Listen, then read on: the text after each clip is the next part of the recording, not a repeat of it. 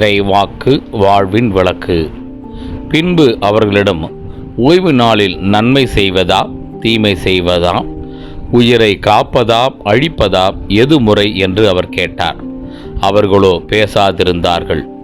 அவர் சினத்துடன் அவர்களை சுற்றிலும் திரும்பி பார்த்து, அவர்களது பிடிவாத உள்ளத்தை கண்டு வருந்தி, கை சூம்பியவரை நோக்கி, கையை நீட்டும் என்றார். அவர் நீட்டினார். அவருடைய கை மீண்டும் நலமடைந்தது. மார்க்கு நற்செய்தி 3ஆம் அத்தியாயம் 4, 5 திருவார்த்தைகள். சுருக்க விளக்கம்.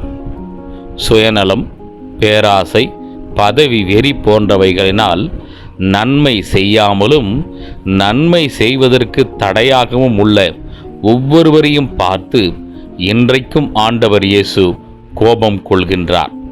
ஆண்டவர் இயேசுவின் வழியில் பிறருக்கு வாழ்வு வழங்கும் நன்மைகளை தொடர்ந்து செய்ய முயல்வோம். ஆமேன்.